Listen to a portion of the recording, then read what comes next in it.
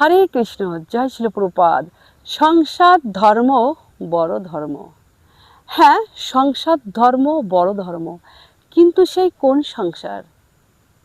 যে সংসার কৃষ্ণকে কেন্দ্র করে একটি বিন্দু দিয়ে যদি চারপাশে একটা বৃত্ত আঁকা হয়, তার একটা মানে থাকে।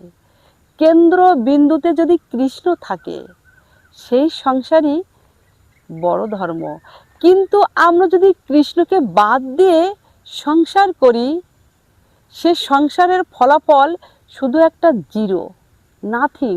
যে সংসারে কৃষ্ণ নেই, যে সংসারে কৃষ্ণকে কেন্দ্র করে সংসার হয় না, সে সংসারের মূল্য সম্পূর্ণ জিরো, কোনো ফলাফল হবে না।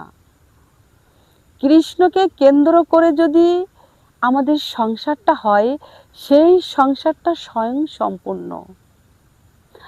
আহার, নিদ্রা, ভয়, মৈথুন আমাদেরটা প্রতিটা জীবেরও আছে, আমাদের মানুষেরও আছে। আমরা যদি কৃষ্ণকে বাদ দিয়ে যে সংসার সাজাই, সংসার বা গৃহের আর এক নাম হচ্ছে ভবন। দন্তন্য ভবন, বন।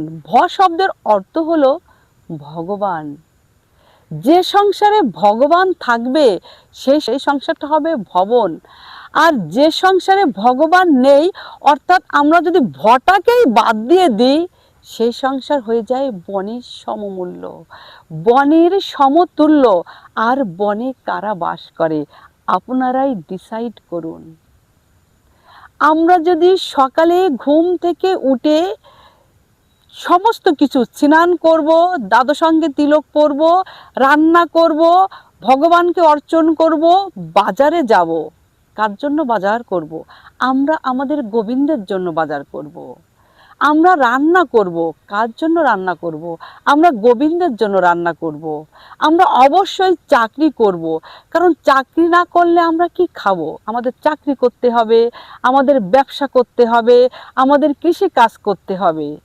সুতরাং আমরা কৃষিকাজে যদি ভগবানকে যুক্ত করি, আমরা যদি আমাদের চাকরিতে আমাদের কৃষ্ণকে যুক্ত করি, আমরা যদি বাজার করতে যাই, সে বাজারের উপকরণগুলোকে যদি আমরা কৃষ্ণের সাথে যুক্ত করি, তাহলে আমাদের সম্পূর্ণ কাজটাই সুসম্পন্ন হয়। আর যেখানে কৃষ্ণ নেই, সেখানে ওই যে বললাম না, ভটা বাদ দিলে যা হবে আমাদের তাই। মানুষ ছাড়া অন্যান্য যে প্রাণীগুলো, যে জীবগুলো, তাদেরও কিন্তু আহার, নিদ্রা, ভয়, মৈথুন আছে, আমাদেরও আছে।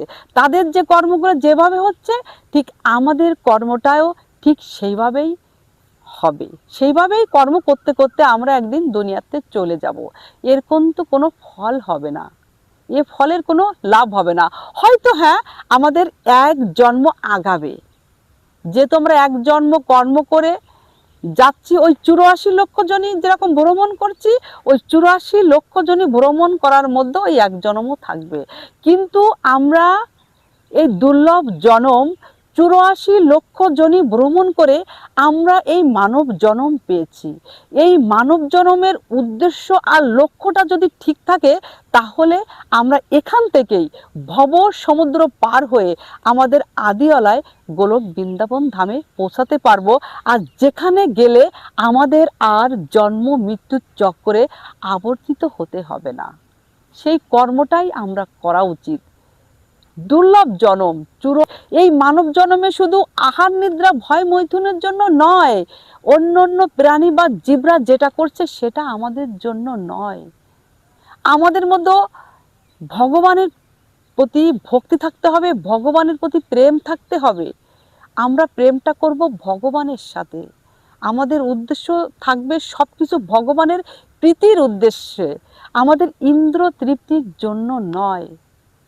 সুতরাং যেখানে যেসব কর্ম আমরা ভগবানের সন্তুষ্টি বিধানের জন্য এবং ভগবানের প্রীতির উদ্দেশ্যের জন্য আমরা যদি কর্মটা করি, আমরা যদি সেই সংসার করি, তাহলে আমাদের সেই সংসারটা হবে সংসার ধর্ম বড় ধর্ম।